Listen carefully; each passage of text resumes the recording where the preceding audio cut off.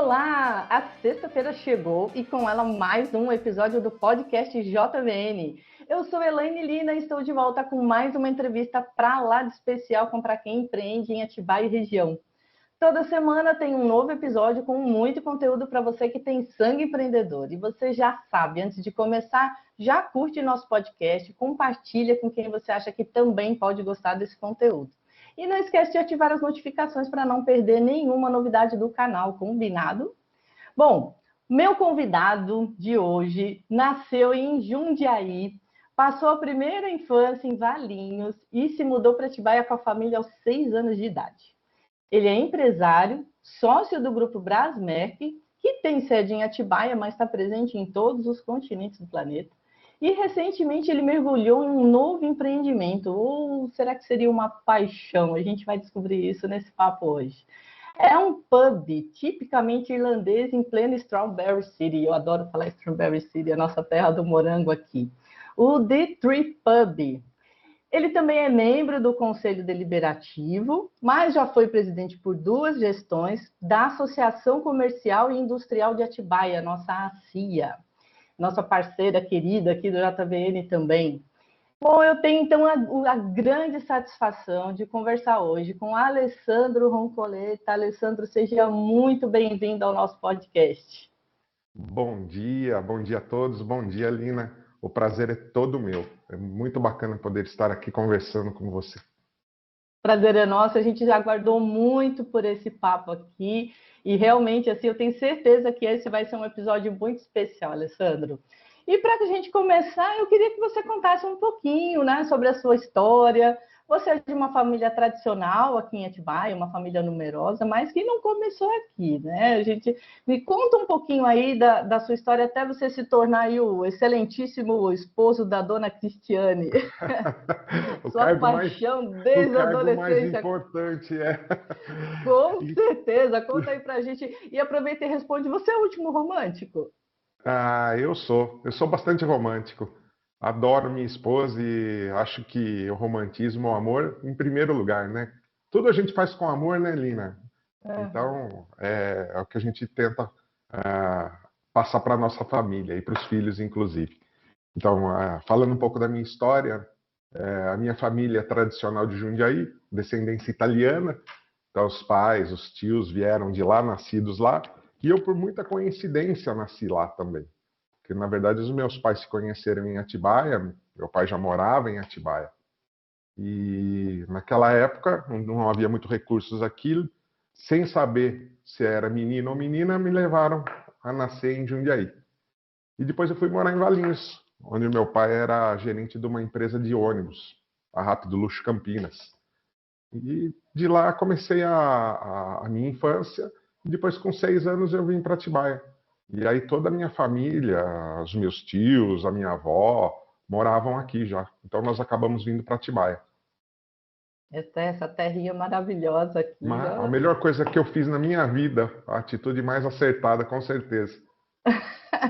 É bom demais. E conta pra gente um pouquinho também da sua trajetória, né, como empreendedor, associativista. Você, né, que hoje é tão engajado com essa questão do coletivo, de trazer o melhor não só para o seu negócio, mas para os parceiros todos, para a região, porque a gente sabe que a região crescendo, a gente cresce junto também, né? Conta um pouquinho aí da sua formação, porque depois aqui de Atibaia, você, adolescente, você se emancipou, foi estudar fora, conheceu a Cristiane, que é sua companheira de vida até hoje. Conta a partir daí como é que foi essa trajetória até você chegar ao ponto que você está hoje. Então, quando viemos para Atibaia, o meu pai teve sociedade com os meus tios e nós tínhamos um supermercado. E ali, com 12 anos de idade, eu comecei a fazer pacotes. Naquela época, a gente ficava ali fazendo pacotes e comecei a pegar gosto pelo trabalho, porque sempre ganhava uma gorjetinha das senhoras que nós fazíamos o pacote, ajudava a levar as compras até o carro. E comecei a trabalhar depois no escritório de contabilidade, como office boy. Com 14 para 15 anos, eu me encantei. Tinha pesquisado muito pelo um curso técnico. Eu queria fazer um curso técnico e havia uma escola muito boa em Itatiba. E lá eu fiz um vestibulinho, entrei e comecei a fazer o curso técnico de eletrônica. E voltava todo dia, e aos 16 anos já comecei a empreender. Já fazia servicinhos de conserto de computadores, de calculadoras naquela época, e tive inclusive a minha primeira empresa relacionada à manutenção de máquina de escrever, calculadoras, computadores, isso já com 16 para 17 anos. E isso ainda morando com seus pais? Isso morando com os meus pais, né? Uhum. E logo em seguida, por volta dos 19 anos, com a empresa ativa, eu ingressei na faculdade. Aí então eu tive que fazer a opção de deixar a empresa, vender essa pequena empresa e morar em São Bernardo do Campo. E na sua casa como era? Assim, você já começou a empreender, você se inspirou em alguém, seus pais, seus irmãos? É uma família também de empreendedores ou você desbravou essa veia? Não, de forma nenhuma. Minha família toda é empreendedora. Quebram a cabeça, batem para baixo, sobem, mas a família toda sempre empreendeu. Tá Então no eu sangue, né? já vinha com essa cultura de empreender, de fazer, e foi graças aos meus pais, aos meus tios, que eu adquiri essa veia empreendedora. Foi através deles, pelo exemplo deles. E esse seu lado né, você fez eletrônica e depois você se formou em engenheiro, não é isso? Isso, aí eu fui Da cursar. onde veio esse gosto? Então, eu sempre gostei muito de exatas. Eu Uhum. sempre adorei matemática e física. Na verdade, eu não queria ser engenheiro, eu queria ser físico. Olha que Oh, loucura. uau! Só que o meu pai falava assim: olha, filho, você vai ser físico? O máximo que você vai fazer é conseguir dar aula, que já era muito nobre, né? Aí Uhum. na verdade, eu me apaixonei pela engenharia e comecei a fazer a FEI, a Faculdade de Engenharia Industrial, que era bem puxada. E lá eu comecei a trabalhar dentro da faculdade, mas dentro da Uhum. faculdade na área técnica. Ah. Então, depois da faculdade, de cursando a faculdade de engenharia, eu fui trabalhar numa empresa que não sei se muitos lembram, chamada Telesp. Muito. Muitos não lembram, Nina, Eu muitos espero que não todos conheceram. lembrem. Que era a empresa do Estado de São Paulo que cuidava da telefonia, assim como a antiga CESP cuidava da distribuição de energia. E lá, o meu sonho, consegui entrar no concurso e fui trabalhar na Cincinato Braga, em São Paulo. Então, estava Tá. terminando o curso na FEI e trabalhava na Telesp. Só que o serviço da Telesp, aí que veio o primeiro desencanto. Era muito burocrático. Ah, Era tá. uma área muito burocrática, muito pesada, que era a área de aprovação de contratos. E eu não me adaptei, sinceramente, ao serviço público. Eu estranhei Uhum. bastante trabalhar no serviço público, um pouco mais moroso naquela época, Uhum. as coisas demoravam para acontecer. E eu comecei a me relacionar com o pessoal que trabalhava num banco próximo, que é próximo à Uhum. Paulista. E ali eu comecei a me encantar com o mundo financeiro. Olha que loucura. Olha que. É, e eu acabei em contato com o pessoal do antigo Banco Mercantil de São Paulo. E Tá. aí, num processo seletivo, querendo mudar de área, onde o salário era melhor, as condições eram melhor, já namorando a dona Cristiane, pensando em voltar para Atibaia, louco para voltar para cá, Aham. surgiu, surgiu a oportunidade através de banco de fazê-lo, de voltar para Atibaia. Ah, trabalhando Então, no banco. trabalhando no banco. Então, eles estavam contratando engenheiros na época, para um segmento especial do banco, que era um segmento private, de atendimento à pessoa física, e eu consegui voltar para Atibaia trabalhando no banco para fazer um atendimento na região Bragantina. E Que foi ali que eu bacana. comecei a conhecer pessoas, voltar a me Uhum. relacionar em Atibaia, porque até então eu estava afastado de Atibaia desde os 16 anos, Tá, e aí você já estava com que idade? 26. Tá. Foram 10 anos afastado, estudando, Uhum. trabalhando em São Paulo, trabalhando em São Uhum. Bernardo do Campo. E Adquirindo aí experiência. adquirindo experiência, fazendo cursos. Então, dentro do banco, eu tive a oportunidade de fazer um curso completo de economia. O banco Uhum. financiou esse curso. Então, eu fui me aprimorando. E junto com a engenharia foi desenvolvendo o lado comercial, que o banco, eu tinha que ter essa pegada comercial, foi desenvolvendo, foi investindo nessa pegada comercial. E quando eu Tá. voltei para Atibaia, eu comecei a me relacionar mais com as pessoas em virtude da necessidade de trazer negócios para o banco. Olha que interessante. Olha isso. E foi dessa forma que eu comecei a conhecer as pessoas em Atibaia e voltei para Atibaia. Tá. E aí, como é que foi o salto, então, para chegar na Brasmerc? A Brasmerc é sua empresa, né? É uma indústria, ela foi fundada aqui mesmo em Atibaia, me corrija se eu estiver errada, e hoje ela está presente aí em todos os continentes, né? Como é que foi isso? Como nasceu a Brasmerc? O que é que vocês fazem e o que aqui você atribui essa abrangência toda que ela alcançou? Então, estando no banco, eu comecei a conhecer empresários locais e conheci um empresário à época que era o Mário Vavassori. Ele já era uma pessoa bem influente, envolvida já com a associação comercial, membro do Rotary Club, e ele se encantou pelo trabalho, pelo que eu, como eu trabalhava, o que eu fazia. Teve uma oportunidade que eu ajudei numa perícia financeira que ele precisava, e aí veio o convite para trabalhar na empresa dele, que se chamava Casema, que Hum, foi a maior empresa de casas pré-fabricadas da América Latina. Então, ele tá. me deu uma grande oportunidade. Na época foi bastante difícil, porque eu tinha uma carreira no banco a seguir, estava Uhum, muito bem no banco, mas aí vem aquele lado empreendedor que a gente está conversando, né? Aí pegou na veia a possibilidade do desafio. A uhum. Cristiane já estava grávida, prestes a ter a nossa primeira filha, a Bruna, e aí vem aquela dúvida, né? Poxa, vou largar tudo, vou mudar de novo de área, vou realmente encarar a área comercial agora? A É, proposta era que fosse gerente comercial da empresa, uma tá. empresa grande, com mais de 70 representantes. Falei, Uau. bom, vamos começar, né? Vamos tentar. Só assim a gente vai evoluir. E foi Sim. assim.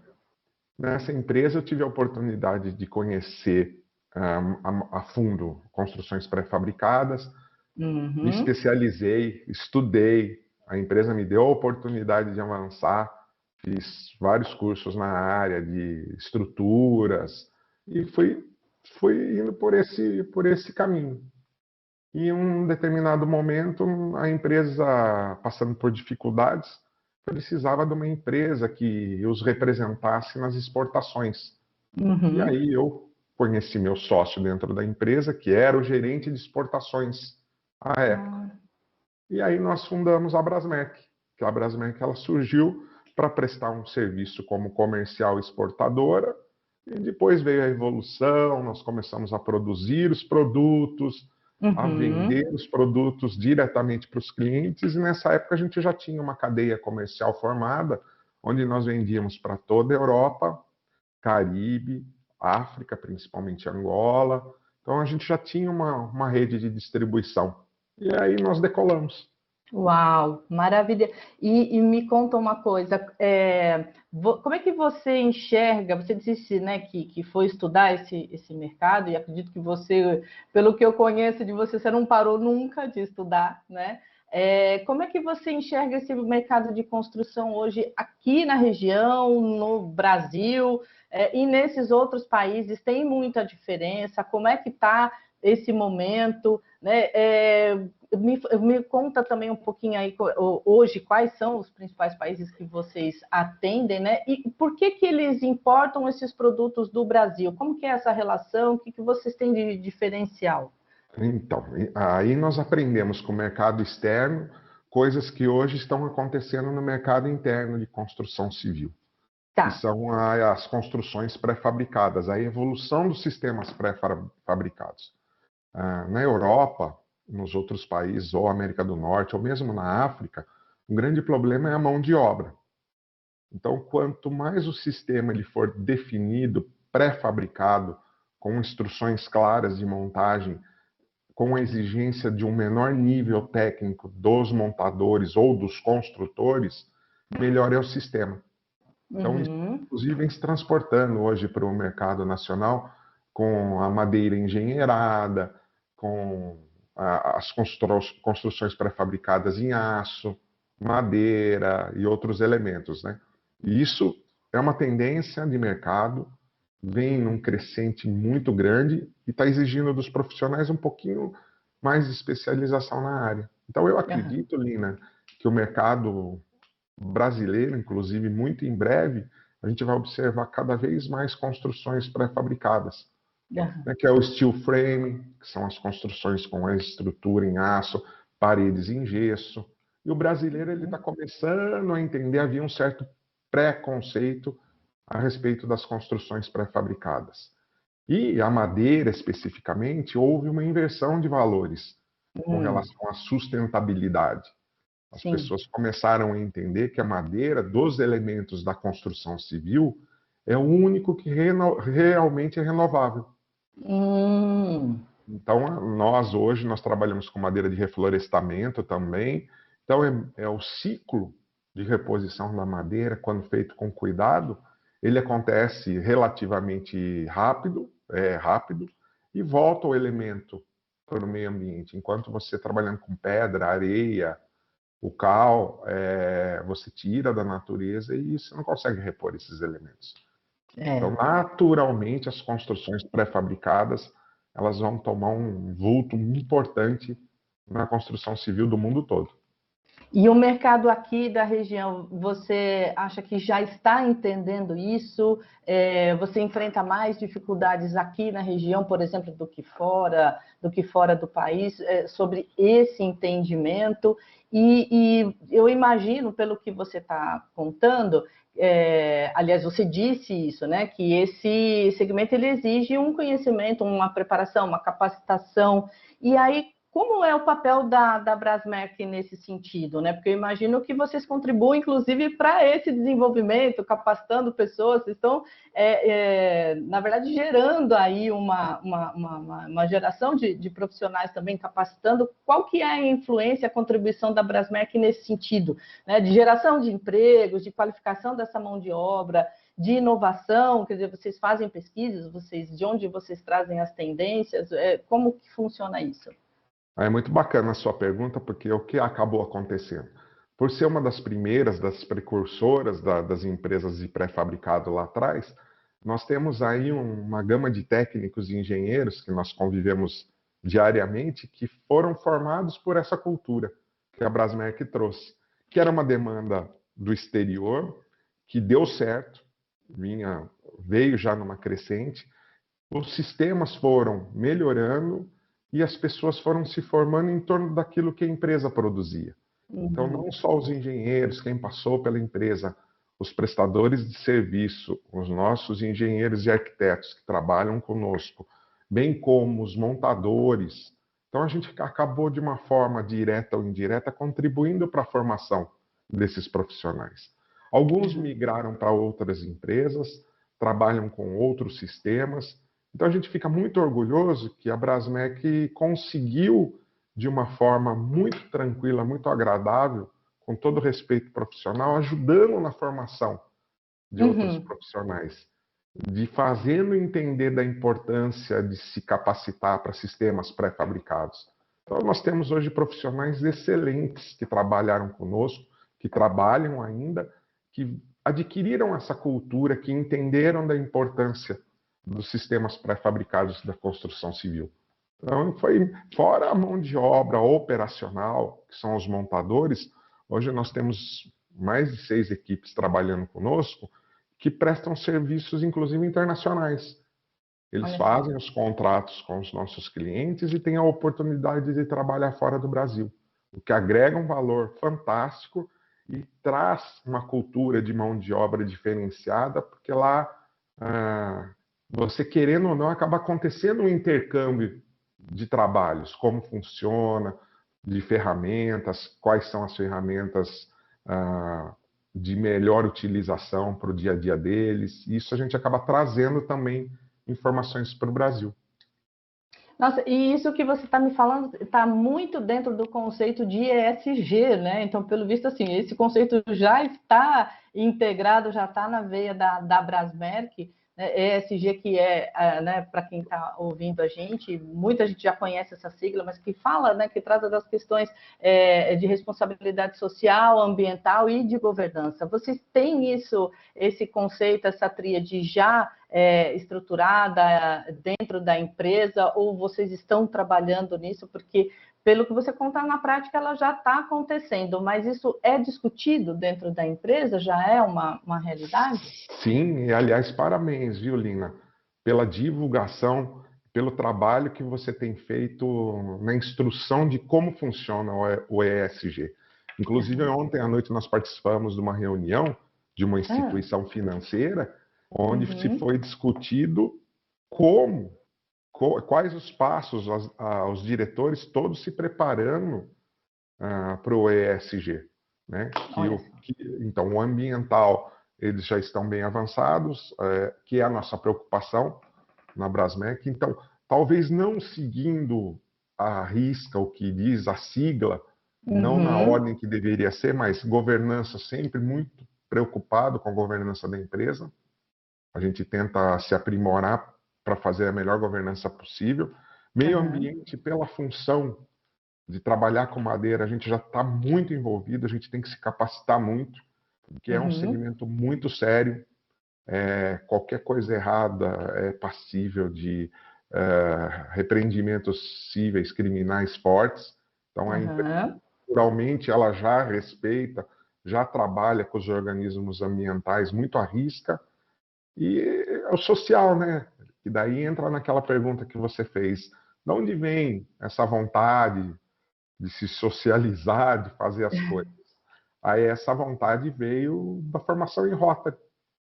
Então a gente tenta linkar essas coisas todas e naturalmente a gente tem feito o ESG já há algum tempo. É verdade, o Rotary ele tem uma raiz muito profunda, né, nesse sentido. Você sabe que eu sou uma meio filha de rotarianos, né, que eu me formei em Relações Públicas na faculdade, que era mantida pela Fundação de Rotarianos em São Paulo, a Rio Branco. A Rio Branco, o Colégio Rio Branco. Tinha as faculdades integradas Rio Branco, eu fui da segunda turma de Relações Públicas lá da faculdade, e recebi meu diploma das mãos do Dr. Pimentel.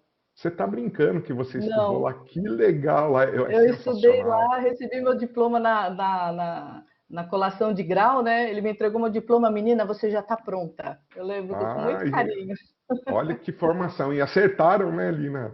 Que pois bom, é, né? já tinha. Eles já me chamavam para ser mestre de cerimônias dos eventos lá do Rotary. Era muito legal. E se fizesse relações internacionais, fizesse relações internacionais, seria uma excelente diplomata. Olha só, quem sabe? Não, mas talvez eu não estivesse aqui, olha só aqui. Talvez também, né? né? Mas realmente, assim, a gente tem mesmo aqui no JVN essa preocupação com essas questões. Inclusive, nós realizamos um evento, um fórum, o primeiro fórum JVN no ano passado, com essa temática, né? Trouxemos aqui grandes nomes e a gente quer continuar conversando sobre isso. Estamos conversando aqui, eu e Alessandro, já nos bastidores, né, para a gente intensificar a parceria da CIA com o JVN, porque o nosso propósito é muito parecido, é unir, né, é integrar. A gente tem muitos grupos, né, de empresários aqui na região. Até gostaria que você falasse um pouquinho sobre isso, Alessandro. Você comentava comigo outro dia, né? A gente precisa fazer um trabalho para, assim, já houve um primeiro passo muito importante de empresários que se mobilizaram e foram montando esses grupos. Agora, acho que está na hora de integrar todos eles, né? E eu, particularmente, assim, quando criei o JVN, no evento de lançamento, eu falei desse compromisso, né, de conexão. Eu acho muito importante fazer essa conexão e da nossa parte, ser esse espaço de interlocução mesmo, né? Um espaço que é para todos. E queria saber como que você vê isso, o quanto essa articulação está avançada e, na sua opinião, o que pode ser feito para integrar ainda mais esses grupos e formar aí um grande bloco de desenvolvimento. Nós conversamos a respeito disso, né, Lina? O que aconteceu foi muito interessante, particularmente em Atibaia. Atibaia, durante a pandemia, realmente os empresários tiveram um papel muito importante, não com relação às precauções ou aos cuidados de saúde, mas com a manutenção das atividades econômicas. Então a gente teve aqui em Atibaia um levante, mas um levante muito bom de profissionais, de pequenos, médios e grandes empresários, de uma grande discussão de como seria a vida dali para diante. E Atibaia, ela foi referência, inclusive, no estado de São Paulo, de como levantar essas normas de trabalho, procedimentos de atendimento. E isso tudo foi o fruto de uma união muito bonita, muito grande, que infelizmente essas uniões só vêm no momento de dificuldade, do empresariado como um todo, desde o muito grande até o muito pequeno, de como funcionaríamos, de como seríamos daquele momento em diante. Então, essa dúvida toda, será que o mundo daqui para diante vai ser assim? Surgiu essa grande força, essa grande união. E depois disso se formaram, pelas lideranças, vários grupos independentes de industriais, de comerciantes, de pequenos, e-mails. Então, Atibaia, eu acho que é muito positiva essa característica dessas lideranças, porque nós nos mostramos um povo preocupado com o que está acontecendo na nossa comunidade. Você trouxe, você veio, batalhou. Eu lembro do início da batalha, do seu trabalho para cá. E a gente tem essa característica. E é uma característica muito positiva desses grupos de trabalho, grupos que estão interessados em desenvolver. Lógico, a gente sempre quer puxar um pouco a sardinha para o nosso lado. Então, a gente, com aqueles que são pares, e tenta fazer um trabalho de desenvolvimento naquela determinada região de conforto. Mas esse movimento que surgiu em Atibaia com vários grupos, como nós já conversamos, eu acho legal, acho que a gente está chegando no momento de sentarmos todos e traçar talvez um objetivo comum, uma estratégia de crescimento, porque nós temos na mão algo único, algo muito bacana, que foi essa união toda, esse trabalho todo que foi feito, e nós somos fortes. A comunidade empresarial de Atibaia, desde o pequeno até o grande, e nós estamos agregando grandes empresas em Atibaia, estão vindo empresas importantes que vão gerar uma demanda de mão de obra muito interessante. Se a gente conseguir manter esse cenário e nos unirmos, as perspectivas são muito positivas. Eu acredito muito nisso também. Eu acredito muito nisso porque é como você disse, né? Cada um tem um interesse particular, obviamente, né? A gente também está falando de negócios, mas existe uma coisa em comum, né? Que une todos os grupos, que é essa vontade de crescimento, de mostrar o potencial de Atibaia. Eu vejo com muito bons olhos esse orgulho, né? Que os empresários e a população em geral têm daqui, porque realmente, né? Inclusive foi um impulsionador aqui do JVN, porque, poxa vida, né? Tem tanto potencial, tanta empresa desenvolvendo trabalhos incríveis, né? A Brasmer, que é um exemplo disso, né? Sendo referência aí para outros países, inclusive, e muitas vezes, né, não se sabe, um não sabe do outro exatamente, e se de repente fica sabendo e se junta, né, pode traçar parcerias e desenvolver novos negócios, é muito interessante. E nesse sentido, a gente tem também aqui a CIA. Eu queria que você falasse agora um pouco a respeito também da CIA, que é a Associação da Indústria e do Comércio aqui de Atibaia. Me fala um pouquinho da criação. Você está desde o início da CIA, quando foi que você se integrou à CIA? E por que você considera importante ter a CIA aqui na cidade? A Associação Comercial, de Atibaia, especificamente, ela surgiu nos idos de 48, 1948. Pós-guerra, cenário pós-guerra, desenvolvimento, um clima entusiasta das coisas que poderiam avançar. Então, inclusive, imagino que deva ter sido fantástico os homens à época lá que sentaram e resolveram montar uma associação comercial naquela época. E a associação comercial, ela sempre teve homens valorosos, mulheres valorosas, nós tivemos várias presidentes mesmo na época longínqua, que é muito bom. E trouxemos para Atibaia aí, pelo trabalho associativo, vários benefícios. Por exemplo, quando se foi discutido o trajeto da rodovia Dom Pedro I, a associação participou junto ao governo do estado na época. A primeira agência do Banco do Brasil, em 1957, veio para Atibaia por intermédio da associação comercial.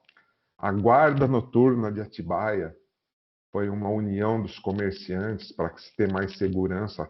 Trouxemos, foi batalhado na época a Polícia Federal, a primeira guarda armada de um município, e foi a Guarda Noturna de Atibaia, que é a precursora da nossa Guarda Municipal hoje. Olha só. Então foram vários benefícios, vários trabalhos sociais em prol de Atibaia, e isso me encantou quando eu conheci a Associação Comercial. Pelo trabalho que ela vinha fazendo, pela representatividade, hoje em dia mais pela formação, pela unificação dos trabalhos que se podem fazer aí pelo pequeno e médio comerciante, pela união das indústrias, ela também trabalha muito as indústrias que estão vindo para Atibaia, e a gente sempre serviu a associação comercial como um organismo interlocutor entre a sociedade empreendedora e o poder público. Porque você não consegue juntar, né, Lina, todo mundo para discussão toda hora. Então, a associação comercial, ela conseguiu essa representatividade. Olha, então quando se tem que falar do comércio, quem que nós vamos chamar? Vamos chamar a associação comercial. Que ela vai falar em nome. Isso mudou muito, que é aquilo que nós falamos. Surgiram vários outros grupos representativos, mas mesmo esses grupos todos, com muito respeito, a gente conversa e traz a necessidade de cada um para o contexto do que é bom para Atibaia. Então, porque em Atibaia a gente... Conclui. Desculpa te cortar, mas que realmente assim, a gente vê de fato, né, esse sangue empreendedor, que eu sempre uso aqui na abertura e no encerramento aqui do nosso programa, porque é isso mesmo, né? Os empresários aqui têm esse sangue, as pessoas têm esse sangue, e aí tem esse, né, acabam se unindo em grupos informais, mas a ACIA é uma instituição, né?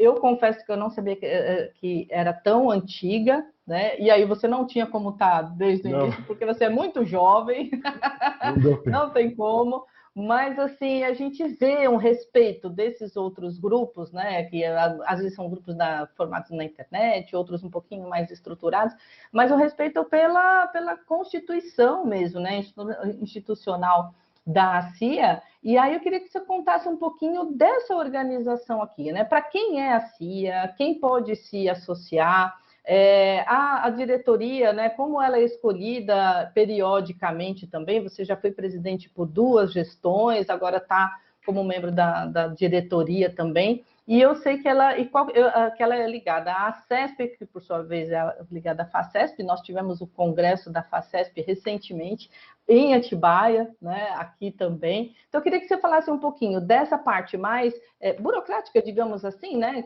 de associação, e também da relação com a CESP e a FACESP, para a gente poder entender como isso também se integra para além da cidade, com o Estado e com o país todo. A associação comercial, o fim dela é uma instituição sem fins lucrativos. Então, todo o empreendedor, vejam bem a palavra, empreendedor, ele pode ser associado da associação comercial. Então, se você é um profissional autônomo, ou se você tem uma MEI, ou se você tem uma pequena empresa, média ou grande empresa, você se associa. A mensalidade hoje é de R$ 66,00, só que a associação ela vai devolver esse valor para você em serviços. Você vai ter descontos nas consultas da Boa Vista, você vai ter o seu certificado digital com descontos, você vai poder participar dos cursos e treinamentos da associação comercial, você pode utilizar a estrutura física da associação comercial para os seus treinamentos, você tem assessoria jurídica junto à associação comercial. Então, ela tenta ter uma mensalidade módica, sem variação de modalidades, quer dizer que o empresário grande paga 66 e o pequeno empresário paga 66 reais, porque os serviços, a ideia é que ela seja o mais democrática possível. E ela vai prestar esses serviços a todos com a mesma qualidade, sem demérito ao tamanho da empresa. Então, ela tem esse lado social. E a ideia é que a gente possa, como todo associativismo ou cooperativa, juntar nossa força e trazer o melhor para todos, que juntos, parece até propaganda eleitoral, juntos nós somos mais fortes. E isso funciona mesmo. É muito verdadeiro e Slogan, importante. Nossa, muito bom. É inevitável, né? É não tem. inevitável.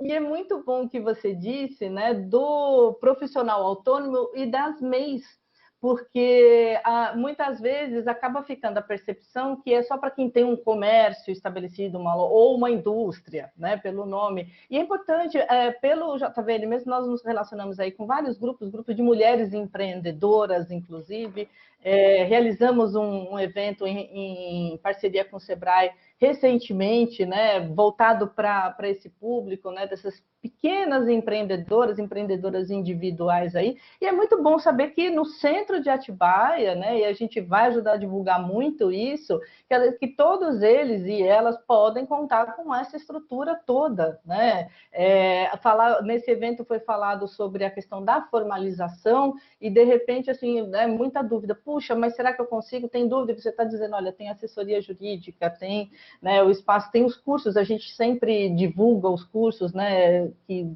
capacitam e desenvolvem, ajudam a desenvolver negócio. Então, assim, de fato, uma importância muito grande. E eu queria que você falasse também do CME, que é o Conselho da Mulher Empreendedora. Como que é isso? Como funciona lá dentro? O quão ativo é? Quem conduz? Fala um pouquinho desse conselho específico lá dentro da ACIA. Então, voltando também à pergunta anterior aí, nós somos federados à FACESP, que é a Sim. Federação das Associações Comerciais do Estado de São Paulo. Inclusive, nós temos deputados federais no quadro da FACESP. É um organismo bastante importante para o Estado de São Paulo. E em 2019, nós começamos uma discussão sobre concretizar, enfatizar, fortificar a participação das mulheres no mundo empreendedor. E surgiu na FACESP o Conselho da Mulher Empreendedora.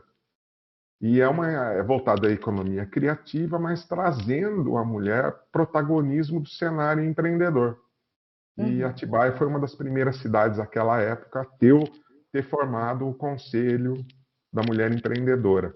Porque isso é inevitável, Lina, nem cabe mais a posição, a discussão da posição da mulher no mundo dos negócios, né? Só que a associação e a federação, percebendo esta força, essa oportunidade de estar junto com mulheres empreendedoras, fortificar essa participação e trazer estas mulheres para as lideranças das associações comerciais. Nós queremos muito que as mulheres tomem a frente e já o fazem com maestria o rumo do nosso planejamento empreendedor na cidade. E isso a FACESP, de lá até aqui, ela já instituiu 300 comissões em todas as associações, todas praticamente, com ênfase na mulher empreendedora, no trabalho da mulher empreendedora. E isso é muito gratificante, é muito bacana. Se você pegar hoje, pelo menos, aí o comércio, como exemplo, o comércio em Atibaia, excelentes comerciantes, as melhores são mulheres. Indústria, conheço CEOs aqui em Atibaia, várias mulheres. Então, poxa, para nós é um benefício, como associação, como organismo associativo, ter cada vez mais a participação das mulheres nas discussões. No mercado já não temos o que discutir, mas nas discussões, ainda mais de uma associação antiga, que tem mais de 70 anos, que tinha aquela cara de coisa antiga, formal, a gente precisava renovar isso e trazer as discussões para dentro da associação com o respeito a todo o gênero, a toda a capacidade. E isso foi acontecendo em todo o estado de São Paulo. Perfeito. E dentro da CIA, você vê essa participação realmente ativa, né? Você comentou que no comércio elas, né, estão à frente disparado.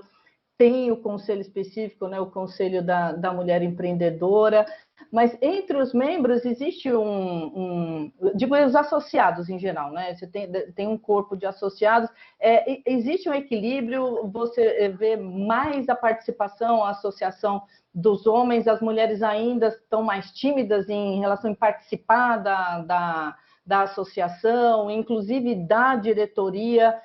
Eu vi, parece que na história da CIA, acho que foi só uma mulher presidente, né, da CIA. Por que você acha que isso acontece? O que está faltando? Falta mais espaço, dar mais espaço para as mulheres, ou falta que elas ocupem mais esse espaço também?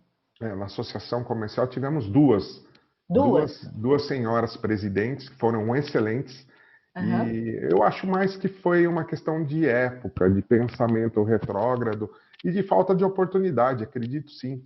Tá. Eu acho que para uma mulher nos idos dos anos 60, 70, tomar a direção de uma instituição tradicional era mais complicado. Isso não só na associação, em toda a sociedade. Acho que era complicado. Sim. Hoje não, hoje é muito equilibrado.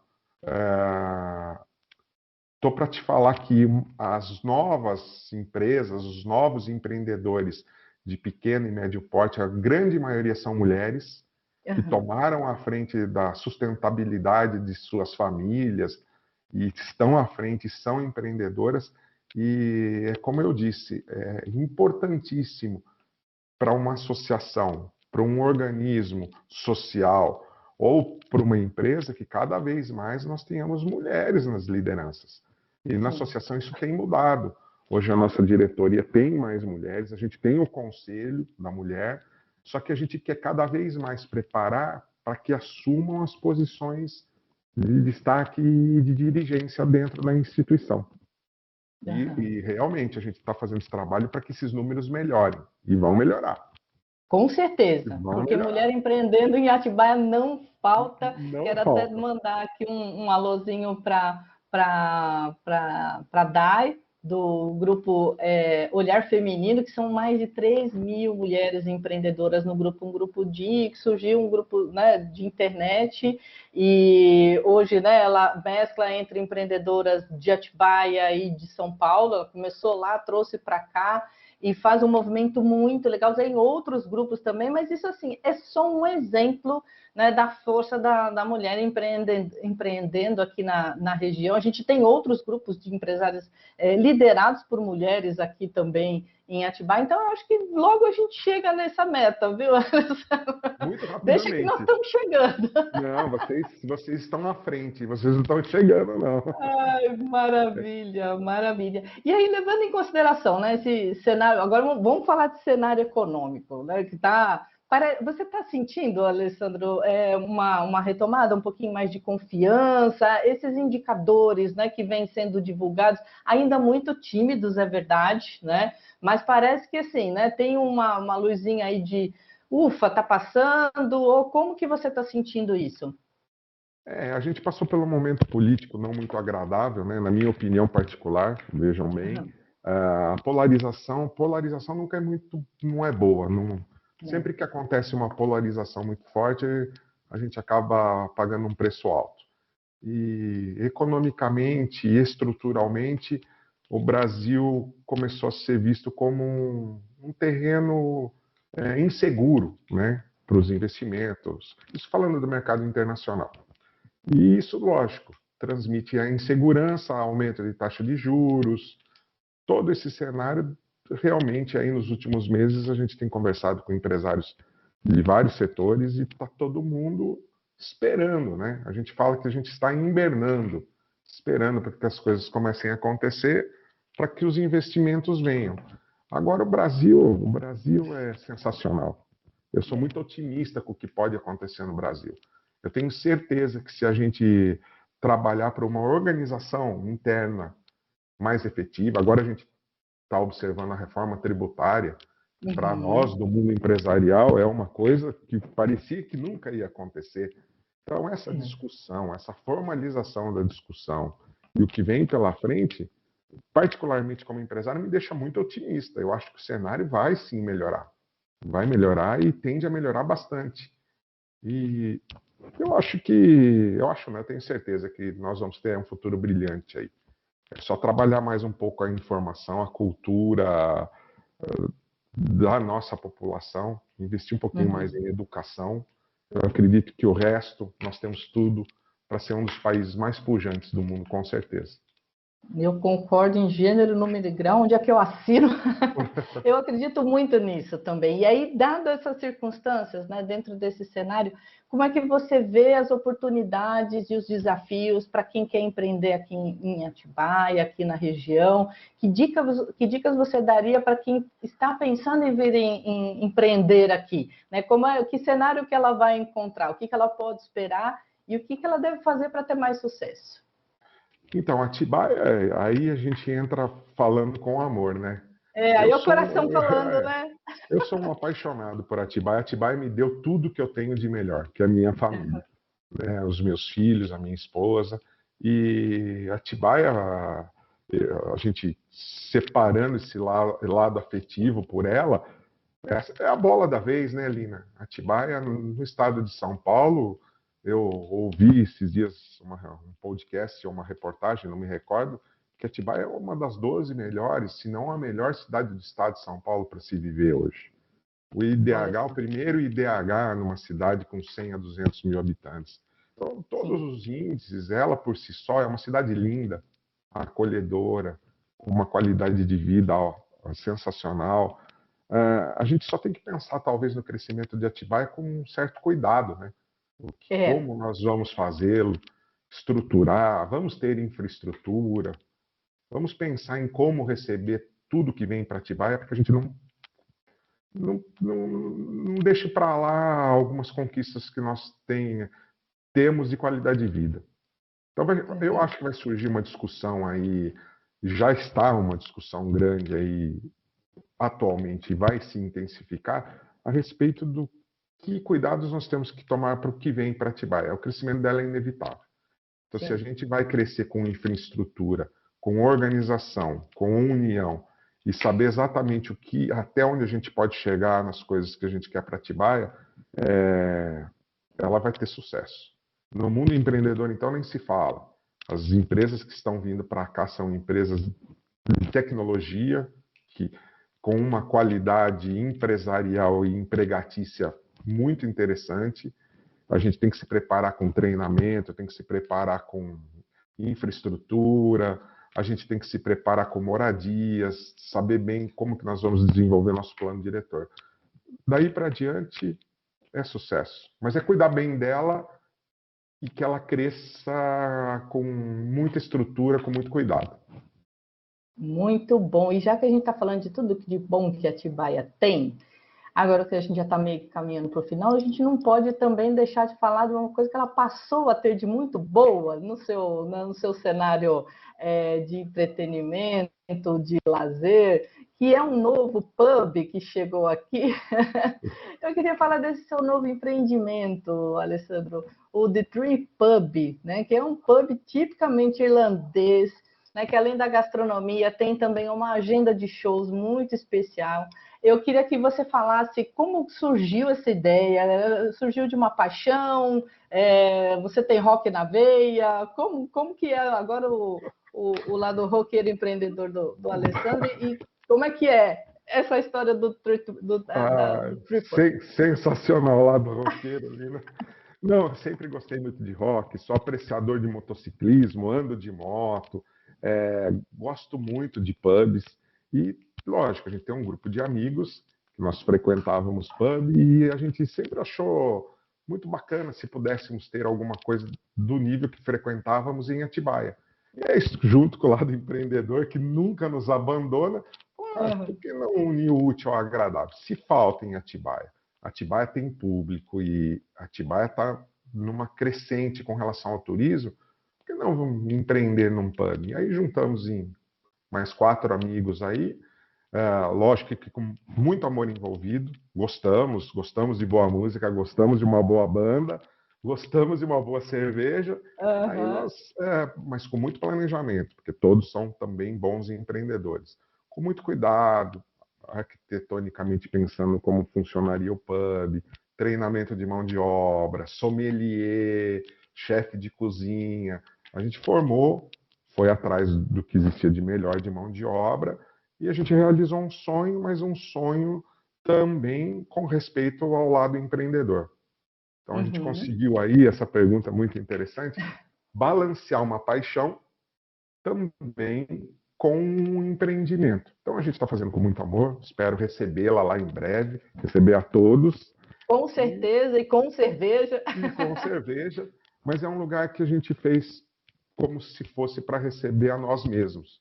Um lugar para a gente Aham. ficar, para curtir, para ter uma boa música, uma boa comida, boa bebida, mas também pensando do lado empreendedor. Então a gente uniu as duas coisas.